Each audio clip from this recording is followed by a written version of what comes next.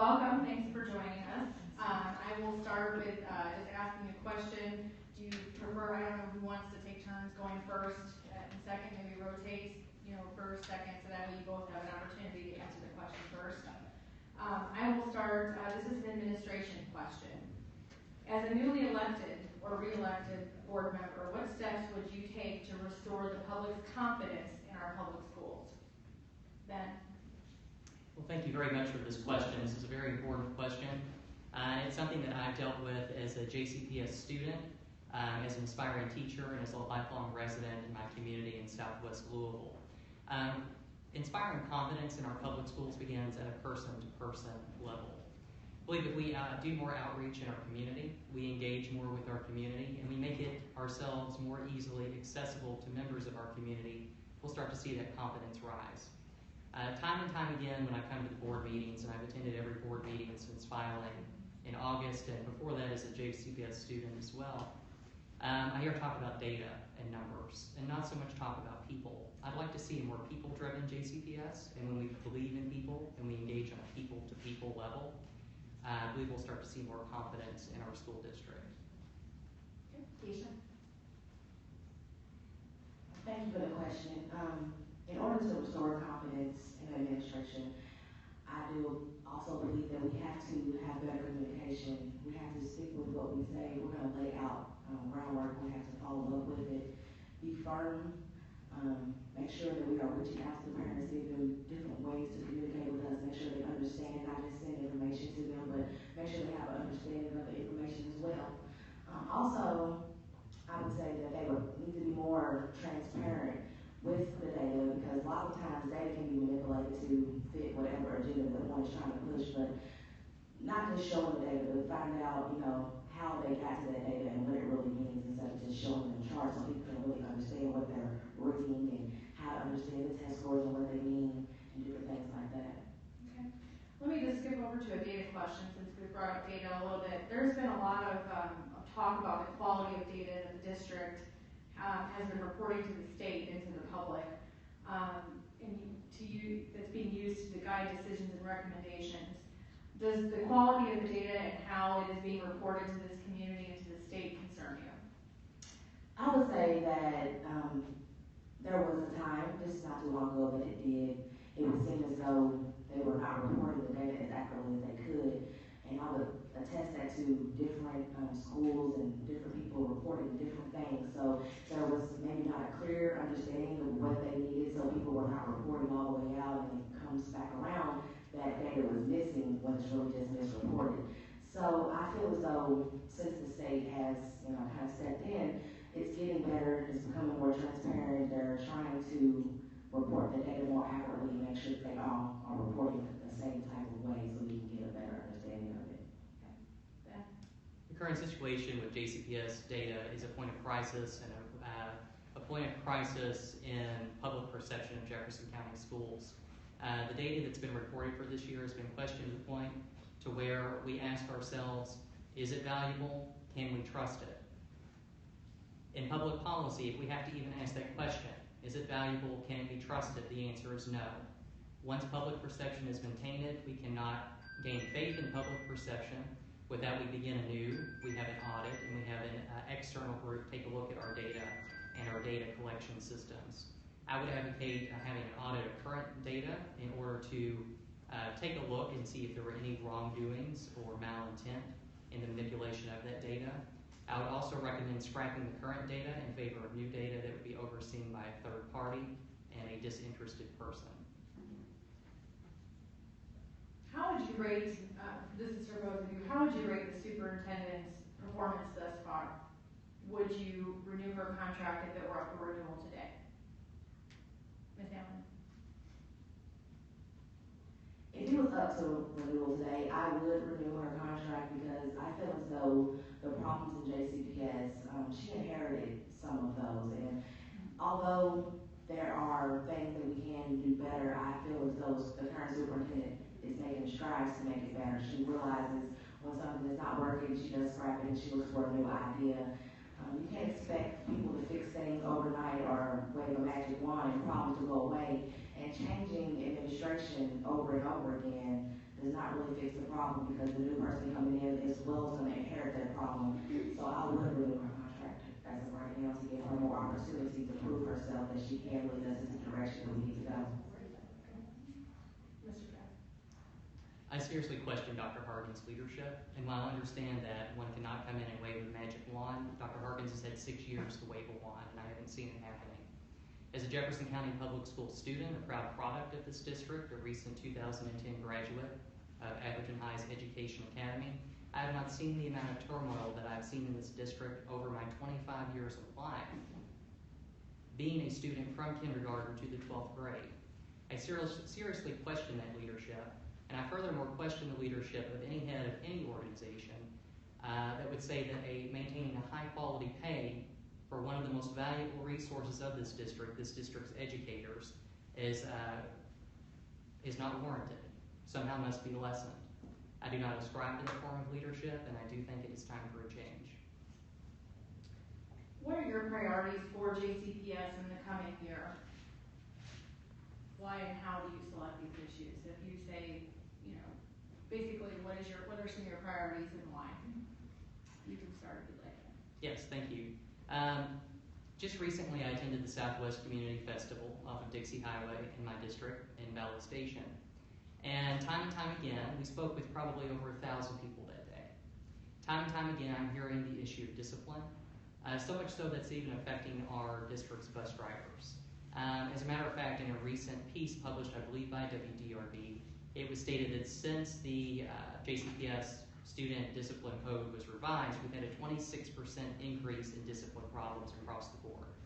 In an era where we focus so intently on the problem of bullying, we have students reporting bullying on a daily basis in our schools, and that, quite frankly, is unacceptable. In order to create an environment where students can learn, we have to create a safe environment, and it's evident based upon the most recent study released that 26% increase in behavior problems, that is not being achieved. So behavior would be one of your addressing discipline or trying to direct the district to address this discipline and behavior issue would be one of your top priorities. Yes, ma'am, that would be a top priority, in addition to increasing communication and respect from the board and members of the community at large. Another thing that I would like to see happen, attending as many board meetings as I do, I see the system as largely undemocratic, where one is slated to come in on a Tuesday afternoon, a school night for teachers and for students, wait throughout an entire meeting that sometimes goes from 7 p.m. to 10 p.m. at night, to then only have 3 minutes to express their concerns. I would also work to make this a more democratic board and a board that's more receptive to the opinions of the citizens we serve. Ms. Allen? The main concern that I have would be the student assignment plan. I don't currently think that the student assignment plan, the way it is servicing the students, because they are getting bused to different locations. I feel as though a neighborhood school would better serve the population, because many of our parents or many of our students, they may not have the abilities to get to and from school if they were a shortage of bus drivers, or if they wanted to participate in an after-school activity, or if the parent had to come pick the child up because they were sick. So I think the student assignment plan needs to be reviewed, and we need to get back to more neighborhood schools, where the schools are not funded based on the location, but they're funded more equitably based on the needs of the students in the area. Another main issue that just came up that I recently just seen was the widening of the student achievement gap. It appears that African American students are, for lack of a better term, being left behind more and more, and the achievement gap has widened in the last 4 years. So I would like to see that, if that become a smaller gap, I would like them to be more aligned with the rest of the students. So that is one of my biggest concerns, is the student achievement gap of African American students and student assignment plan.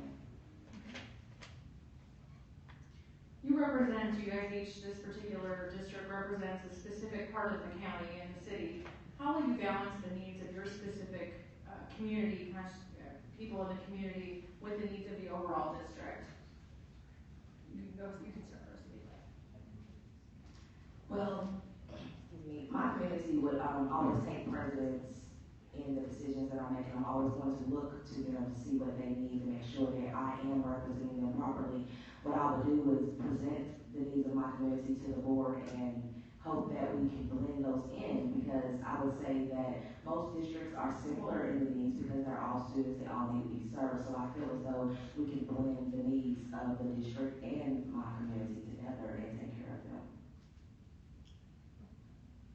I'm a lifelong resident of Southwest Jefferson County, and I've served as an advocate for Southwest Jefferson County on numerous issues throughout my young life. But I'm also a part of a number of civic groups that span throughout the city of Louisville, also throughout the United States. And if it's one lesson that I've learned time and time again, it's the lesson of educated compromise, also the lesson of cooperation.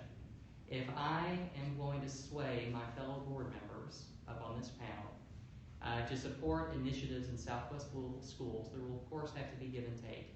I have to learn the needs of their schools in their districts, and they will have to learn the needs of schools within my district.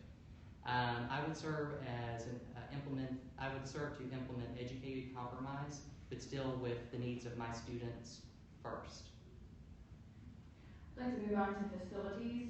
I'm not sure what, clearly the district, I recently reported the $900 million of facility needs that JCPS needs. And what do you think the district should do to address facilities improvements, not just in your district, but throughout the entire system? And you can start first. One gap I'm seeing in Jefferson County, as I've been in schools throughout the Commonwealth of Kentucky over the past 2 years, is a lack in technology. In particular schools, every school has a smart board. Schools have document cameras. Schools even have microphones that teachers can wear around their neck now and projects their voice out into the class. I think that we need to start with digging through our budget, seeing how we can use our budget to better the technology in our district. It's 2016. Students have to be prepared to use this technology in the boardroom, in the classroom, should they choose to become a teacher, or in any other profession for that matter. One thing I would also look into is the building of new schools, or at least renovations of current schools. In my district currently, Valley High School underwent a quite nice renovation. PRP is currently undergoing a renovation, as is Greenwood Road Elementary. But when I drive around and I look at some of the older schools in my district, especially some of the elementary schools, they don't look like good places of learning. They don't look like they've been taken care of. And that can have quite a big impact on a student. When I see new schools being built in East Louisville, I have to stop and question why are not new schools being built in South Louisville. When it comes to the facilities, I would say before we begin to build any schools in any part of Jefferson County, we must first get our schools up to par. Before we spend money and filter it into any part, we have to look at the biggest needs of each school, see where the biggest gaps may be, like Foster's water problem, just for instance. That's not my district, I'm just giving that as an example. We have to assess it and see what the problems are and really try to knock out the bigger ones first and then work our way to the small ones. Renovate all of our schools before we begin building new ones, because it's taken away from the opportunity for us to take care of the schools that we currently have and we're building new facilities. Okay. Describe your personal experience and involvement with the public schools in the last 5 years that qualifies you to be a school board member. Ms. Allen. Well, my personal experience with the school board, I have an event that I do. It's called Taste of West Louisville, where I invite local businesses out and they offer samples to the community, and we raise money for scholarships for kids in the Louisville area. And over the past 2 years, we have raised $5,000 and able to give 5 different children $1,000 scholarships. So I think that's a very good proponent on what makes me a good candidate for this position. I have a heart for the student. I have a care for them, not just while they're in school, but their post-education as well. Another thing is I'm very involved with youth. I currently am active in my church. My husband is a youth pastor, so I spend a lot of time with our children. So I understand our children. I understand the community in which I serve because I live in that community. And I serve and I work in that community. I have various organizations that I volunteer with and I do service with. So by me being very active in the community, it shows that I have a heart for my people and I care for the people. And I would like to be the representation for also been very active as a resident of Southwest Jefferson County. As I've already stated, a 2010 graduate of Atherton's Education Academy, I've been recognized. I have a few documents I'd like to share with our audience members here today. I've been recognized as a superstar volunteer for Jefferson County Public Schools by our former superintendent. I've been an Everyone Reads volunteer. I've served at Iroquois High School, Shawnee High School, Trundle Elementary, Eisenhower Elementary, Atherton High School, time and time again as a tutor and resource for them. While I was in high school, I was also the president of the Future Educators Association and also the Minority Teacher Recruitment Project, which really got my feet wet in this area of public education. I think what makes me uniquely qualified to serve is that I do have that history with Jefferson County Schools as a student, as an advocate, as an educator, and now hopefully as the people's representative on District 4's Board of Education. Do you believe the school system should be run like a business? Why or why not? You can start. Absolutely not. Education is not a business. The end game of business is to make money. The end game of education is to make a difference in the lives of children.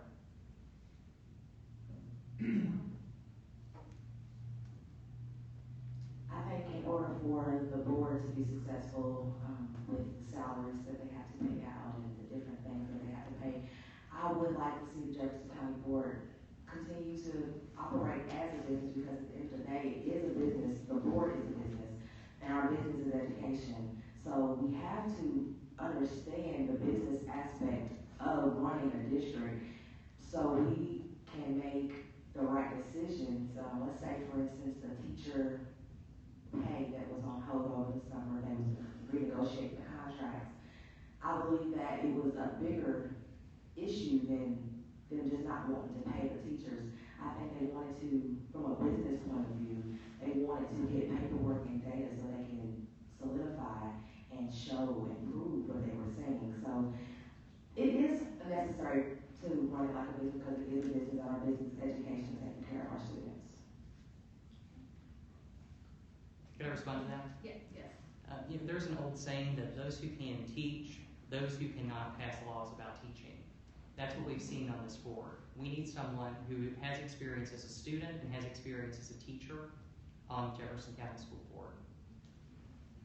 Ms. Allen, would you like to, as a community member? Well, I don't really think that being a teacher would necessarily give you the best representation of the district, because a lot of our constituents are not teachers.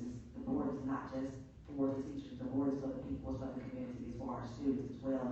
So being a teacher does not necessarily put you in a better situation or give you a better understanding of how a business or a board should be ran.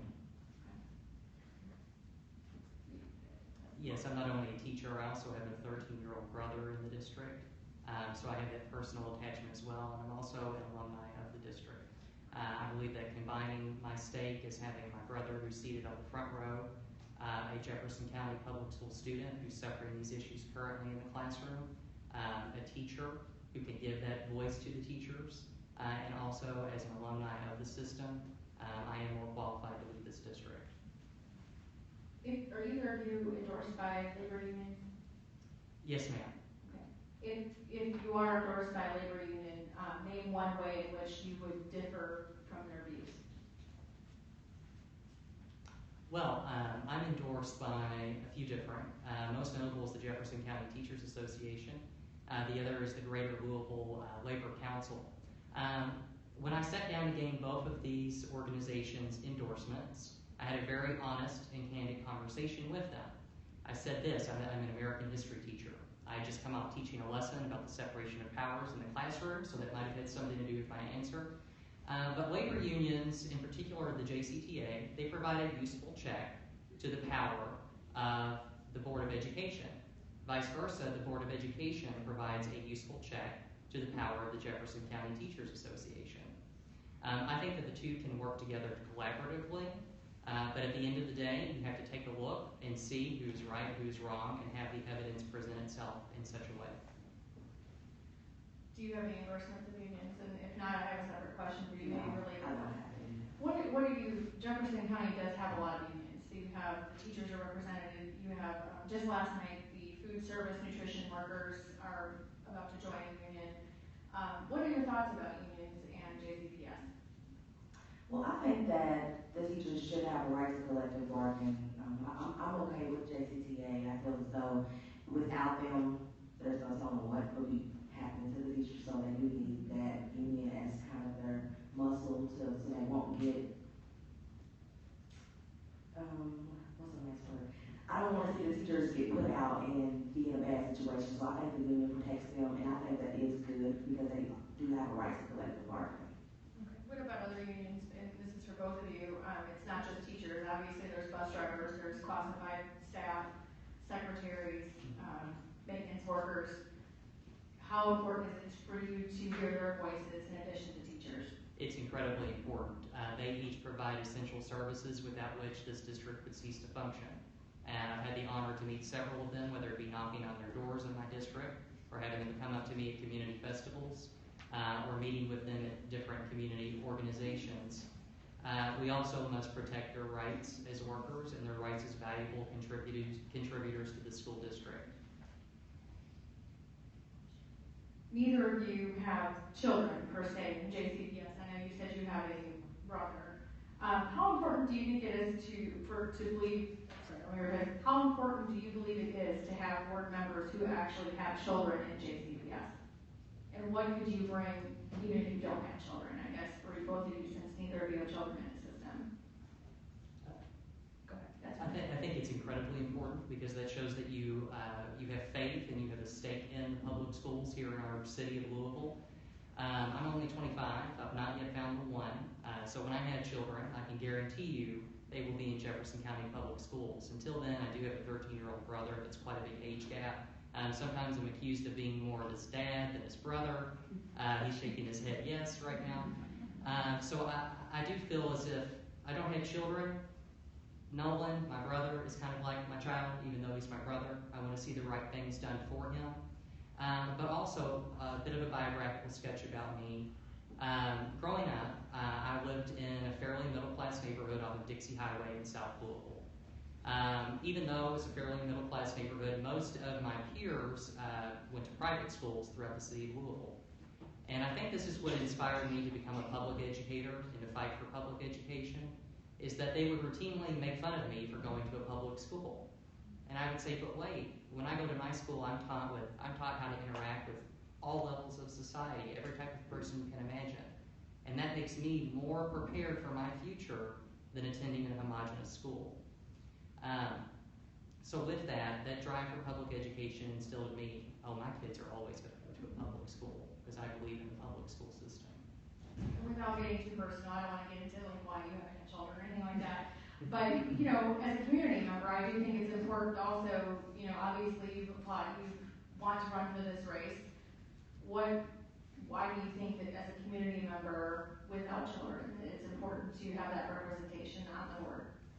Because I have an unbiased opinion. I don't really have a stake personally, I would say, because I don't have my own personal children, but I consider myself to be a community mom. Any child I come in contact with, that's my child when I'm in my care. So the fact that I do not currently have children, I don't think that really plays a part in my ability to serve on the board. I think it may actually serve in my favor because on those late nights when people have to go home and get their kids ready for school, I don't. So I think that's fair enough. Do you, what do you see as I guess we'll start with the opportunities in Jefferson County Public Schools. And Ms. Allen, we'll start with you. What are some of the opportunities? And then on the flip side, what are some of the challenges? Let's start with opportunities. Well, I think one of the main opportunities Jefferson County currently has is to decrease the student achievement gap for African American students. That poses a really large opportunity for us, and at the same time, that's also a challenge for us, mainly because I feel as though the board does not currently reflect the achievement gap African American students. There's one African American currently on the board, and I don't feel as though the people on the board maybe really even understand the communities in which the large achievement gap is in. I don't think they understand the communities because they don't live in those communities, they're not a part of the communities. I don't even know how often they visit the community. So I feel having someone on the board who frequents the communities with the largest achievement gap would be very beneficial and helpful. Okay, and what about challenges? What are some of the challenges? I mean, obviously the achievement gap could be perceived as A main challenge we have is the behavior problem. For students, we have big behavior problems right now. So I think that in order for us to correct the behavior problem, we have to first understand why the students are behaving the way they do. Because there's something going on bigger than what we know. Students don't just choose to just act out. There's issues that are going on. So I would like to see us try to build better relationships with the students so we can understand that student and see what's going on maybe in their home life to where they may be acting out. Okay. Go ahead, Mr. Yes, I'd like to take just a few moments to respond to some of the statements pointed out in candidate Allen's response. The achievement gap affects all of us. This is my community as well as anybody else's. I want to ensure that every student it becomes not a product of that achievement gap or trapped in that achievement gap, but has the opportunity to raise themselves out of that situation. As far as frequenting the community, as I said, I've lived in Southwest Louisville my entire life, from birth in 1991 on. And I've also engaged in the community to help out those who suffer from the achievement gap. As a student, I was a proud member of Project One. Project One was a group that was started by Dr. Charles King in West Louisville. They met monthly at the Lyles Mall in West Louisville.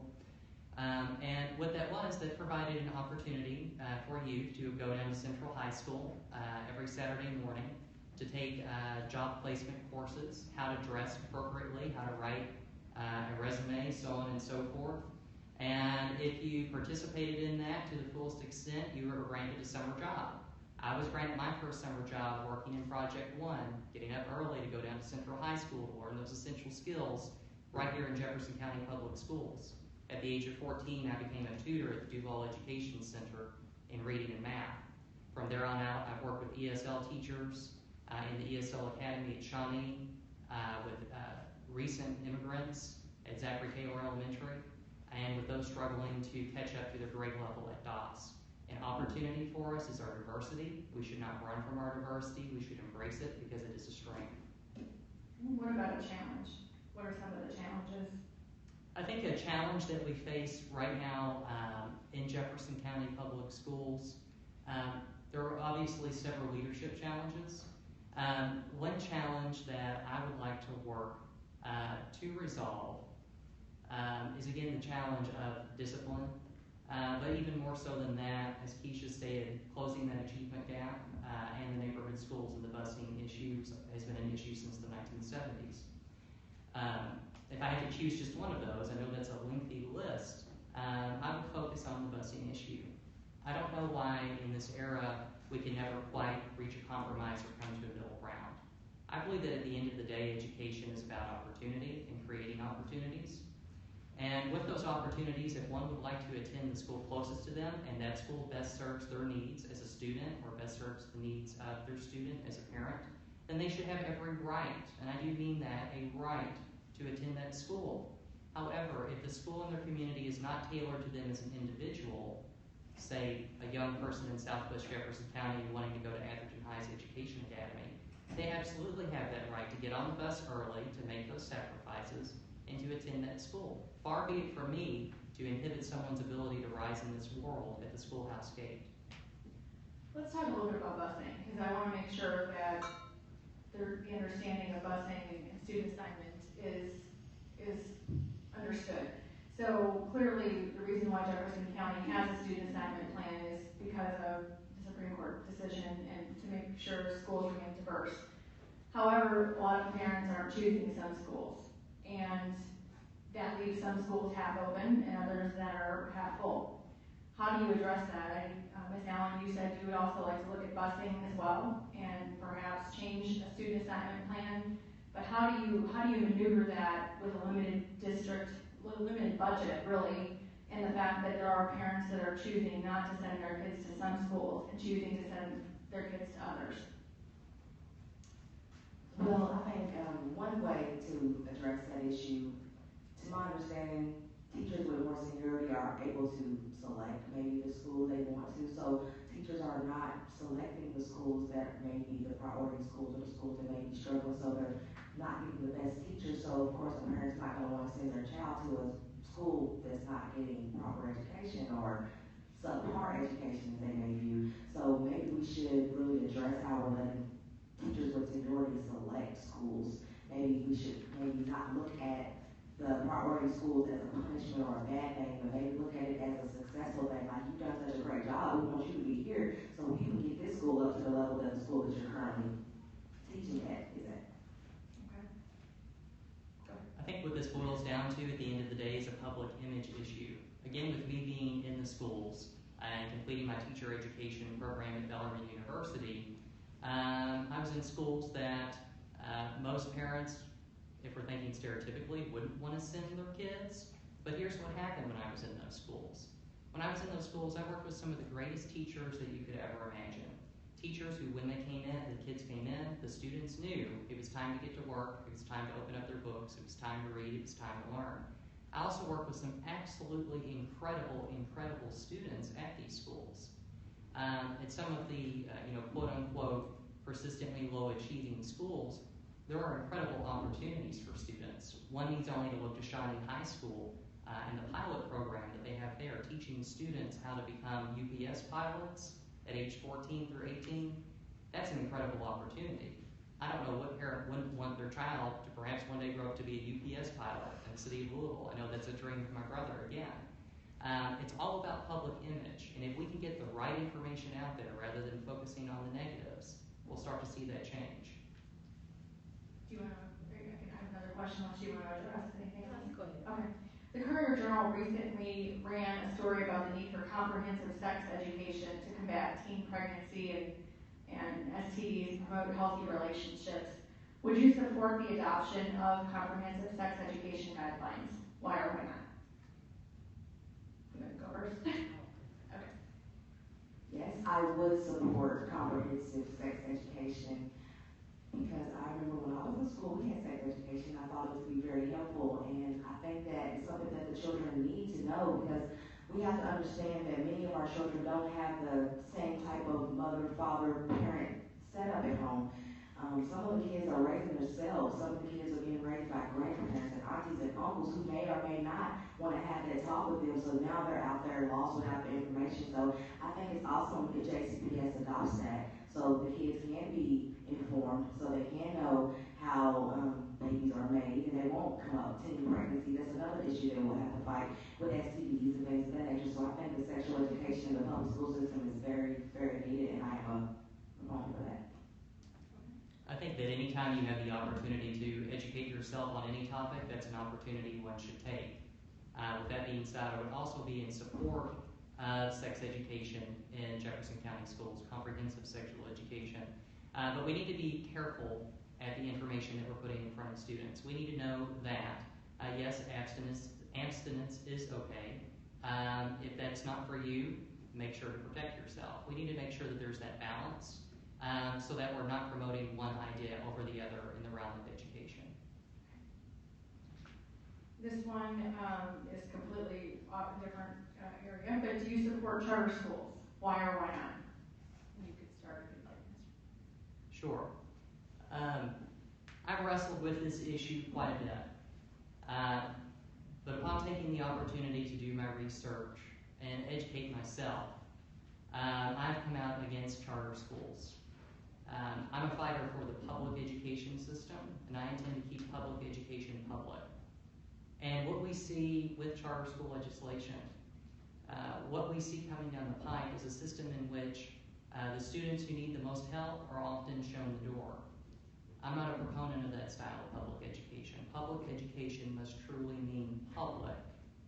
I'm not seeing it with the charter schools. Originally, I had seen it as an opportunity, a pro-competition environment, but in further investigation and taking a look at those hard facts, it seems to be a situation in which some students are shown the door and some students are kept. Again, that manipulation of data. So I would come out against charter school legislation and keeping our public schools public. Ms. Allen. I look at charter schools schools as an opportunity to give students and parents and families choices. I don't feel as though charter schools necessarily hurt our public school system, because if there are students who are suffering and being left behind or not quite getting what they need from the public education students, maybe there's an opportunity for a charter school to step in and help them. Although there may be data that shows otherwise from other organizations in different locations, the same data that you can find that's going to debunk charter schools, you can also find the same data that's going to help you with support charter schools. So I feel as though charter schools will actually help us, because JCPS is a very large district, and at this time, the state that they're in, it seems as though they're struggling and they need some help. So maybe charter schools will be able to step in and provide us a safety net for those students who are being left behind and not being serviced properly by JCPS. So once we have charter schools, then maybe JCPS can focus more on the students that are remaining in the public school system and really help them. If you would like to provide, you just try to be brief with it. Sure. Charter schools would disadvantage those very students that candidate Allen is speaking of. Charter schools self-select, meaning if the success of my school depends upon a healthy reputation in the community, the student that acts out is not going to be taught how to become a better student. That student will be shown the door. It becomes a system where the cream of the crop is kept and everyone else is told to go away. And it would disadvantage those very students that candidate Allen is speaking of. I feel as though, since we're in the early stages of this and it's just being talked, I feel as though we can work with people who are proposing charter schools to make sure they have certain legislations that are written in to where what candidate Keith is speaking of will not happen. We can work as a team to better serve our students, because at the end of the day, that's what it's all about, giving the students what they need, making sure they are prepared for the real world. So that's... And we can do all of those things in a traditional public school. We will go, let's talk about suspensions and the disproportionality of suspensions, particularly with African American children in the district. Much like the achievement gap, there's quite a difference between the two. The district has really take a look at their code of conduct in the last year. There's been a lot of discussion about the behavior and discipline. Both of you have mentioned that as a challenge for the district. What are your views on suspension and how it can be addressed appropriately? Well, I feel as though before a child is suspended from school and removed from the facility, we should try to look at options like in-school suspensions, maybe go back to, stay after school for detention, things of that nature. Because at the end of the day, once a student is no longer in school, they are not able to learn in the same environment. They're not able to get what they need at home. And students who are already in an achievement gap, once you remove them from the school setting, the likelihood of them returning kind of lessens. So you don't want to propose more gaps and more stop gaps for that student to get the education they need by removing them from the school. So we want to try to keep them in school as much as possible so they don't have any breaks. I took a minute in answering this question. I wanted to make sure I had my facts correct. This is the Jefferson County Kids Count data book from Kentucky Youth Advocates. They're a youth advocacy group in our state's capital down in Frankfort. And candidate Allen is correct. When we look at out-of-school suspensions, they tend to hurt and disproportionately hurt African American students. We need to take a look at discipline. We need to have firm discipline. We need to have a school system in which students enter the classroom and students know inherently that their teacher does in fact mean business, and that if they do not comply with appropriate behavior and appropriate behavior standards, that just consequences will be doled out. That's the first thing, is maintaining consistency. With a student, and I encounter it time and time again in my own classroom, consistency is key. We need to have a consistent metric on which to judge student discipline. One thing that I'm in agreement with candidate Allen on in this regard is having an in-school suspension in which students still have proper access to their education on a daily basis. I believe that when we kick students out of school, that's helping to promote that school-to-prison pipeline and also helping to widen that achievement gap. So again, with my plan as far as discipline, consistency is key. And we also need to take a look at the data that has proven that disproportionate attitude towards African Americans to be about the budget, $1.4 billion, as I'm sure you're both aware. And when you adjust for inflation, JCPS is operating on less funding than before the recession. We hear stories about teachers taking second jobs, fund programs aren't funded. So let's just cut to the chase. Would you support a proposed tax increase in order, if it was justified, in order to benefit student achievement, safety, or equity? Ms. Allen, do you want to go first? Well, yes, I would support a tax increase because that's generally where a lot of the funding comes for our school system. But the most important thing that I would like to see us do is be more transparent with the funds. I feel as though the taxpayers will be more receptive and be more willing to have the tax increase if they are understanding that their money is going to a good place. If they can see that their money is going toward a school and the students are actually becoming successful and they're graduating and they're getting good jobs, and they're like, okay, my money's going to a good place, but I don't feel as though that's happening. So the taxpayers are like, why are you raising my taxes? The kids are not getting any better.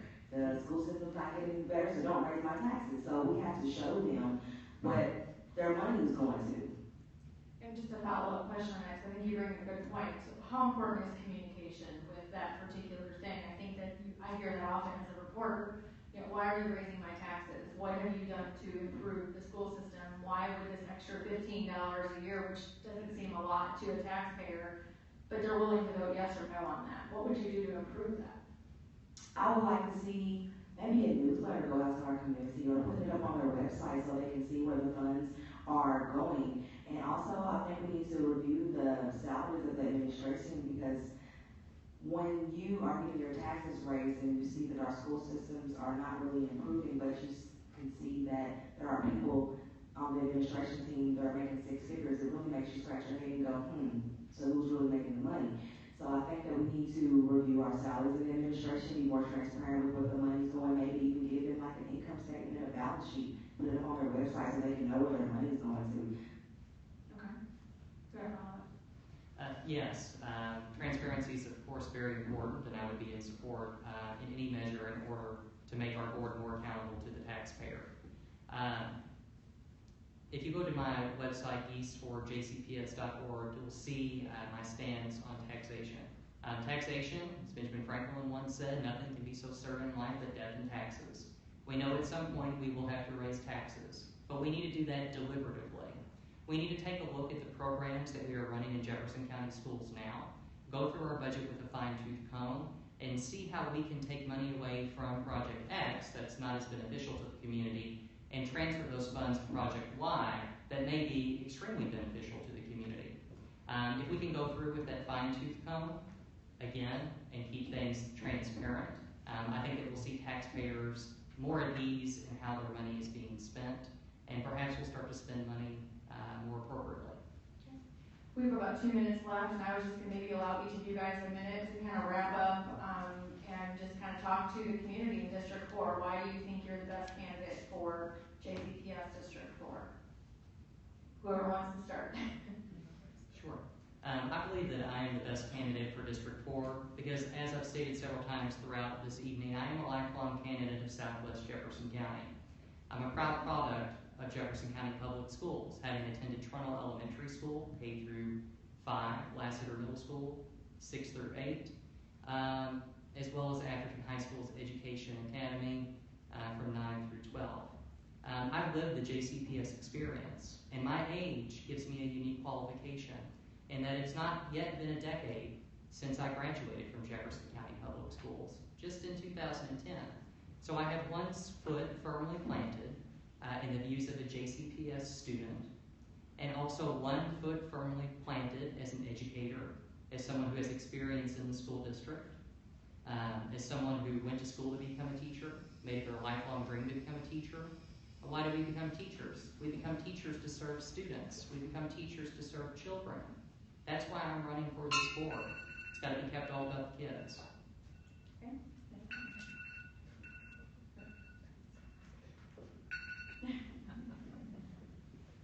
I feel as though I'm the best candidate for the position because I have a heart for my community. It's all about the children because the children are our future.